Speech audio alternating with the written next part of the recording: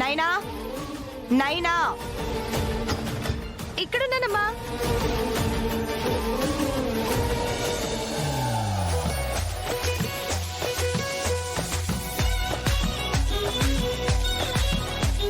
అది లోపల చదువుకోకుండా ఏంటి గోలా? ఆ, గోల కాదమ్మా, భక్తి. చదువుకోవడానికి ముందు భక్తి పాటలు వింటే ఏకాగ్రత పెరుగుతుందని పాటలు వింటున్నాం. మరి నాకు వేరే పాటలు వినిపించాయి. అవా అవి అవి అనుకోకుండా ప్లే అయిపోయాయమ్మా, అంతే. నిజమే అత్తయ్య.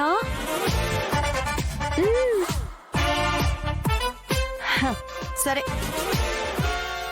నేనేమన్నా చెప్తే నమ్మవు గాని నీ మేనకోడలు చెప్తే మాత్రం నమ్ముతావు. తను నా మనసు నొప్పించే పని చెయ్యదు కాబట్టే తనని నేను నమ్ముతాను. సర్లే, ఎగ్జామ్స్ దగ్గర పడుతున్నాయి, కొంచెం ఫోకస్ పెట్టి చదవండి. అమ్మా, నైట్ బర్త్డే పార్టీ ఉంది, మేం వెళ్తాము. ఆహా, అక్కర్లేదు. నైట్ పార్టీస్కి అలౌ చేయనని నీకు తెలుసు కదా. అంతగా వెళ్ళాలనుకుంటే రేపు వాళ్ళ ఇంటికి వెళ్ళి విష్ చేసిరా. అడుగుతాను. అత్తయ్య ప్లీజ్ అత్తయ్య, తను మా క్లోజ్ ఫ్రెండ్, మేం వెళ్ళకపోతే తన బర్త్డే కూడా చేసుకోనంటుంది. అంత మంచి ఫ్రెండ్ పిలిచాక వెళ్ళకపోతే గిల్టీగా ఉంటుంది అత్తయ్య. కాదనకత్తయ్య, నిజం. త్వరగానే అలా వెళ్ళి త్వరగా ఇలా వచ్చేస్తాం.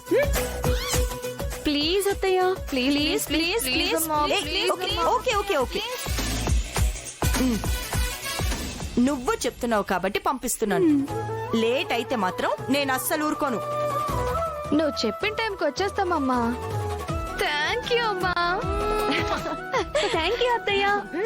సరే సరే సరే, ఇప్పుడు కాసేపు చదువుకోండి.